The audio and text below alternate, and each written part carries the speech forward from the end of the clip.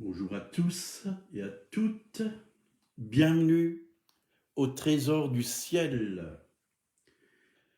Ce matin, on va continuer le thème « Être des disciples de Jésus-Christ ». Tous les croyants, tous ceux qui ont la foi en Jésus-Christ sont appelés à être des disciples.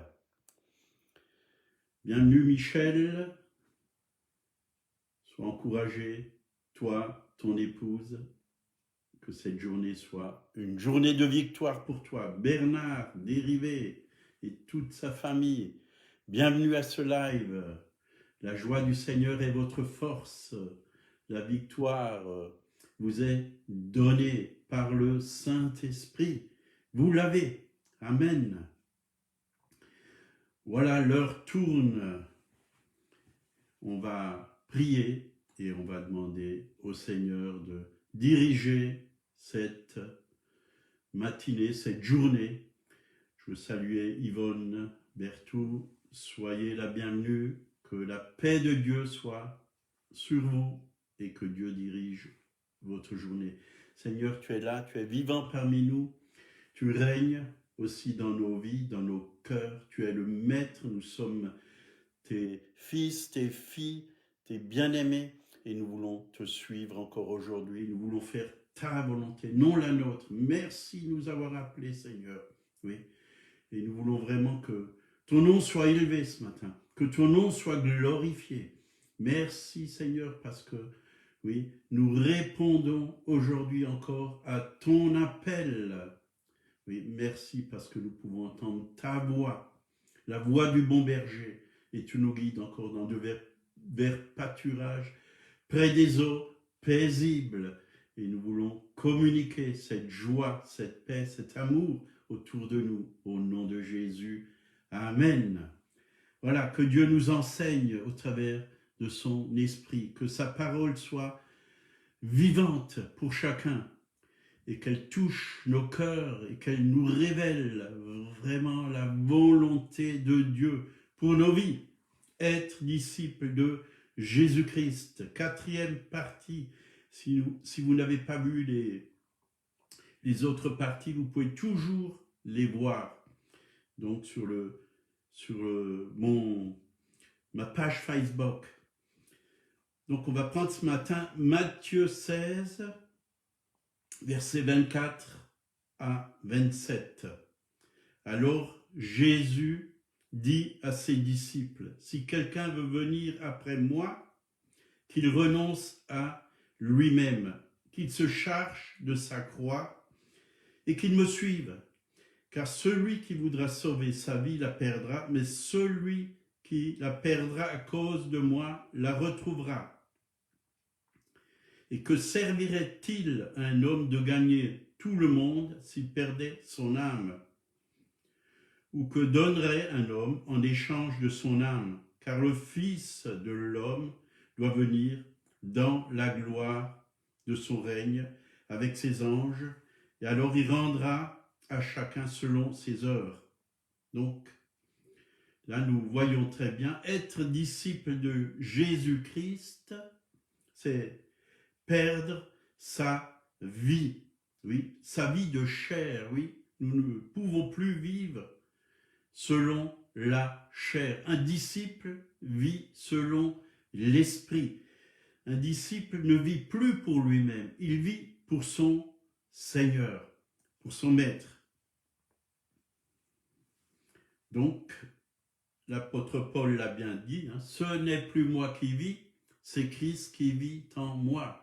La chair doit aller sur la croix, elle doit être crucifiée. Et c'est vrai qu'on chante souvent ce chant. Oui, prends tout, Seigneur, entre tes mains j'abandonne tout ce que j'appelle mien. Je n'ai pas peur de te suivre sur le chemin de la croix.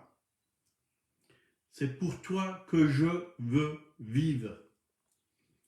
Mais ce chant, et même le verset que nous venons de lire, c'est le chemin de la croix. Et la croix, elle a emmené où Jésus à la mort, c'est-à-dire mourir à nous-mêmes, à notre vie charnelle, pour vivre la vie du Christ ressuscité dans notre être intérieur, bien sûr, dans notre esprit, dans notre âme, et aussi le corps suit toujours. Partout où on va, on apporte la présence de Dieu. Nous sommes le temple du Saint-Esprit et nous sommes là. Dieu nous place dans des endroits pour glorifier Dieu, pour l'élever, pour le faire connaître. C'est ça, mourir à soi-même, c'est nous abandonner totalement au Seigneur, c'est mettre notre vie sur l'autel. Voyez, c'est pas satisfaire nos désirs, nos ambitions charnelles, mais répondre aux désirs du Seigneur Jésus lui-même et de nous soumettre à sa volonté en tout temps. En tout temps. Encore hier après-midi, on s'est réjouis parce qu'on était faire des courses. Puis quand on est rentré, d'un coup, on décharge nos courses, puis on entend la sonnette qui sonne. J'ouvre la porte et une personne se présente avec son épouse, me fait « Vous ne nous reconnaissez pas ?» Je dis, je regardais, je dis à ma femme « Tu vois qui c'est ?» Sur le coup, non. Puis ils nous ont fait « On était en Crète avec vous en vacances. » Ah. Puis tout de suite, c'est venu.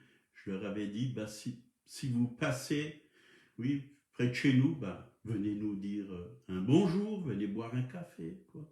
Puis ils sont rentrés. Et on a vraiment fait connaissance, on a pu parler profondément, j'ai pu parler de Jésus, donner mon témoignage. Et la dame était très touchée, elle nous a dit qu'elle a tellement souffert dans sa vie, cancer, maladie, et elle m'a dit, j'étais à la Cité de l'Enfance, à Colmar, dans cet orphelinat. J'ai dit, ça c'est quelque chose de formidable, moi aussi j'y étais. Et puis, on y était en même temps, en fin de compte. Mais c'était, vous savez, il y avait 7 pavillons avec chaque fois plus de 45 personnes par bâtiment. C'était pas facile de se connaître tous et toutes. Puis bon, ça fait plus de 45 ans, même 50 ans qu'on était là-bas. Et on a pu vraiment partager. Je leur ai laissé mon témoignage, mon livre. Et ils nous ont dit, à bientôt, venez nous voir aussi à la maison. Vous voyez, être témoin, c'est Dieu qui fait les choses, c'est Dieu qui fait les rencontres, c'est lui qui ouvre les portes, c'est même lui qui attire les gens vers nous, il les emmène vers nous. Oui, on les avait rencontrés là-bas en Crète et on a un peu parlé, mais on n'avait pas parlé de Dieu, ils nous ont simplement dit qu'ils étaient en Alsace, qu'ils n'habitaient pas loin. Et voilà, on n'avait pas vraiment le temps de se parler, on ne s'est pas trop connus là-bas, mais je leur ai dit, tiens, ça serait bien que vous passiez. Vous voyez, Dieu est bon et chaque jour, il y a des opportunités pour parler de lui. C'est lui qui fait les rencontres. Il y a des connexions divines que Dieu fait. Et c'est vrai qu'encore hier, j'ai eu des personnes au téléphone pour lesquelles j'ai pu prier, pour leur dire, voilà, on prie pour toi, tu es malade, tu es à l'hôpital, Dieu t'aime, Dieu veut vraiment te sauver, Dieu veut se révéler à toi. Et n'ayez pas peur de parler de lui. Parce que, vous savez, le malin, il cherche à mettre la peur chez les gens. Mais il y a une faim et il y a une soif. Les gens, ils savent si vous êtes sincère. Ils le savent, ils le voient, ce qui vient du fond de votre cœur. Ce que vous avez vécu, ils le voient. Alors, n'ayez pas peur d'être des témoins de Jésus. C'est ça le disciple, c'est quelqu'un qui n'a pas peur d'annoncer l'évangile. Je n'ai point honte de l'évangile, c'est la puissance de Dieu pour le salut de quiconque croit. Quiconque, juif, païen, c'est pour tout le monde. La bonne nouvelle, c'est pour tout le monde. Donc, Jésus nous dit dans Jean 6, 38, « Je suis descendu du ciel, non pour faire ma volonté, mais la volonté de celui qui m'a envoyé. Voyez, il est venu pour faire la volonté du Père. Et la volonté, oui, du Père, c'était vraiment qu'il donne sa vie pour chaque être humain, pour les péchés du monde. Il a tout porté à la croix. Et il dit aussi dans Marc 14, 36, « Toutefois, non pas ce que je veux, mais ce que tu veux. » Et c'est ça, le disciple de Jésus, il veut faire ce que Dieu veut, la volonté de Dieu. Le disciple de Jésus soumet sa volonté à celle de Dieu. Il ne veut pas ses intérêts, il veut les intérêts de Dieu, les intérêts du royaume de Dieu. Il veut faire progresser le royaume de Dieu sur la terre. Bien sûr que ça coûte un prix, renoncer à soi-même, s'abandonner à lui. Nous ne nous appartenons plus à nous-mêmes, mais nous appartenons au Seigneur, parce que nous avons été rachetés à un grand prix. Ça coûte, il faut payer le prix. Un disciple, c'est celui qui paye le prix, et le prix, c'est sa vie. Ne plus vivre pour soi-même. C'est bon pour la chair, parce que quand elle est crucifiée, Dieu peut vivre à l'intérieur de notre vie, au travers de notre vie, et sa gloire peut être manifestée, sa puissance peut être manifestée. Et c'est la plus belle des vies de vivre avec le Seigneur. Jean, chapitre 12, versets 25 et 26. « Celui qui aime sa vie la perdra, et celui qui hait sa vie à cause, sa vie dans ce monde, la conservera pour la vie éternelle. Si quelqu'un me sert, qu'il me suive, et où je suis, là aussi sera mon serviteur. » Donc le mot haïr, ça veut dire dans le sens, ça signifie ne pas aimer sa vie dans ce monde. Bien sûr que nous aimons nous-mêmes, hein, nous devons nous aimer nous-mêmes, parce que Dieu nous aime, nous devons nous accepter en Jésus-Christ. Mais nous ne devons pas aimer vivre, oui, comme les gens du monde, vivre dans la chair, vivre dans le péché. C'est ça, haïr ce qui vient pas de Dieu. Vous voyez, c'est cela que Dieu veut dire au travers de cette parole. Donc, nous voulons aimer les valeurs du royaume de Dieu. Non les valeurs de ce monde, mais les valeurs du royaume de Dieu. Nous sommes, oui, dans un autre système. Ce n'est pas le système de ce monde que nous servons, mais nous sommes, oui, dans le système du royaume de Dieu. Les lois du royaume de Dieu, c'est à ces lois que nous voulons obéir. Dans le royaume de ce monde, œil pour œil, dent pour dent. Hein. Tu me fais du mal, je te rends le mal. Mais dans le royaume de Dieu, tu me fais du mal, je t'aime, je te pardonne. Tu me maudis, je te bénis. Ça, c'est le royaume de Dieu. Donc, c'est ça le disciple. C'est ça, vivre comme un disciple, suivre Jésus. C'est être là où il est. C'est-à-dire, Jésus va toujours nous conduire au bon endroit, au bon moment. Et il va mettre les bonnes personnes, oui, sur notre chemin pour que nous puissions vraiment leur apporter la bonne nouvelle. Donc, nous devons permettre au Seigneur de nous diriger.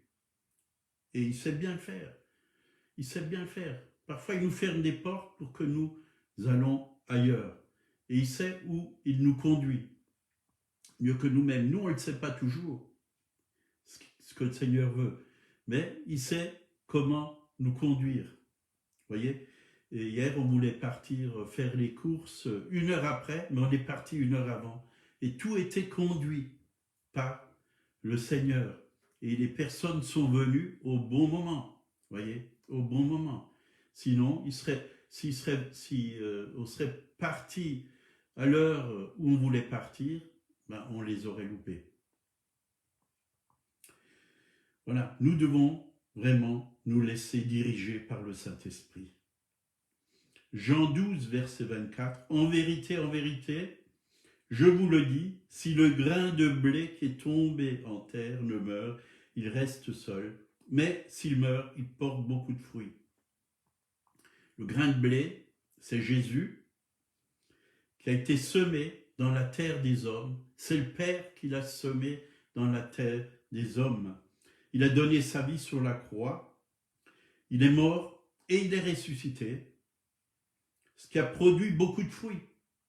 Grâce à sa mort, beaucoup, des milliers, des milliards, depuis qu'il est mort sur la croix, sont venus à lui.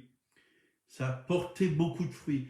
Jésus, oui, a porté beaucoup de fruits. Beaucoup de fils et de filles sont nés dans le royaume de Dieu. Beaucoup sont venus à cette vie nouvelle, à cette vie de résurrection. Donc, ce grain renferme la vie de résurrection. D'ailleurs, Jésus l'a dit, « Je suis la résurrection et la vie. » Donc, le principe de la vie et de la continuité, c'est la reproduction. Donc, Dieu a créé l'homme et la femme, hein, il les a bénis, puis il leur a dit, « Soyez féconds, multipliez-vous, remplissez la terre. » Et sans la reproduction, c'est la mort de l'espèce. Sans semence, il n'y a pas de fruit. Et sans fruit, il n'y a pas de semence. Dieu a créé la semence pour qu'elle se reproduise. Et la reproduction est accomplie au travers de la mort, si le grain de blé ne meurt. C'est pourquoi, si nous voulons vivre pour nous-mêmes, il n'y aura pas de fruits. Ou alors il y aura du mauvais fruit, des fruits de la chair. Mais quand on vit pour le Seigneur, quand on donne notre vie au Seigneur, nous allons porter du fruit. Le Saint-Esprit, en nous, nous donne le fruit qui vient de Dieu. Et nous allons le transmettre autour de nous. Les gens vont goûter ce bon fruit. C'est un bon fruit. L'amour, la joie, la paix, la bonté, la douceur, la maîtrise de soi, la confiance, le fruit de l'esprit. Nous allons le manifester et ceux qui sont autour de nous vont réaliser qu'il y a un Dieu d'amour, un Dieu de paix, un Dieu qui est venu pour eux. Donc nous voulons porter beaucoup de fruits. Et c'est ça, les disciples, c'est quelqu'un qui porte beaucoup de fruits parce que le sarment que nous sommes est attaché au cep. C'est sa sève qui coule en nous. Et c'est cette sève qui va faire qu'on produit du fruit. Donc, c'est pourquoi Jésus a dit que nous devons porter notre croix, c'est-à-dire mourir à notre vie charnelle pour vivre la vie de l'esprit. Matthieu 10, versets 37 et 38, il nous dit encore, « Celui qui aime son père ou sa mère plus que moi n'est pas digne de moi. Et celui qui aime son fils ou sa fille plus que moi n'est pas digne de moi. Celui qui ne prend pas sa croix et ne me suit n'est pas digne de moi. » Vous voyez ce que le Seigneur veut? Il veut toute notre vie. Il veut qu'on l'aime plus que tout. Plus que tout. D'abord le Seigneur. Et quand on aime Dieu avant tout, on va aimer aussi notre prochain. On va aimer les autres, notre famille, nos enfants, notre femme, notre mari. On va les aimer de l'amour du Seigneur. Donc si Jésus est notre Seigneur, il doit occuper toute la place. sur le trône de notre cœur. C'est lui que nous voulons élever, glorifier, servir, aimer. Donc il doit être le Seigneur de tout, sinon il n'est pas le Seigneur du tout. Il doit être le Seigneur de tout, sinon il n'est pas le Seigneur de notre vie. Donc notre amour pour Jésus doit être la chose la plus importante. La plus importante. Plus grand que pour toute autre chose. Un amour vraiment parfait. Nous devons l'aimer de tout notre cœur. Nous l'aimons parce qu'il nous a aimés le premier, dit la parole de Dieu. Donc la mission de l'Église, c'est de faire des disciples. Faites de toutes les nations des disciples. On n'est pas encore arrivé. Il y a encore beaucoup de personnes autour de nous qui ne sont pas disciples de Jésus-Christ. Et même dans nos églises, il y a très peu de disciples. Mais Dieu appelle, c'est l'heure. Dieu appelle chacun, chacune, tous ceux qui ont la foi en Jésus, à être un disciple, à suivre Jésus, à l'aimer plus que tout, à faire sa volonté. Un engagement total. Mais il y a un prix à payer. Il y a un prix à payer. C'est sûr que ce n'est pas toujours facile, mais la grâce de Dieu est sur nous. La bonté de Dieu est en nous. Sa paix est en nous. Sa joie est en nous. Et c'est beau d'être un disciple de Jésus-Christ. Luc 14, verset 33. Ainsi donc, quiconque d'entre vous ne renonce pas à tout ce qu'il possède ne peut être mon disciple. Voyez, tout ce qu'il possède, tout ce qu'il possède ne peut être mon disciple. Rien ne nous appartient. Nous devons tout donner au Seigneur. Et je sais que quand nous avons fait construire cette maison où je suis là, on a dit au Seigneur, c'est pas notre maison, Seigneur, c'est ta maison. Elle doit servir à ton œuvre. Et je veux recevoir les gens que toi, tu m'envoies. Et combien de personnes sont passées ici dans ce lieu? Combien de personnes ont reçu la parole de Dieu dans ce lieu? Combien de serviteurs sont venus pour servir, pour l'assemblée? Beaucoup, beaucoup. Alors nous ne devons pas être égoïstes, mais vraiment, nous devons utiliser tout ce que Dieu nous donne pour sa gloire, pour son honneur. Que ce soit les voitures, que ce soit les finances, tout doit être utilisé pour l'avancement de son règne. L'obéissance, un disciple, c'est quelqu'un qui obéit.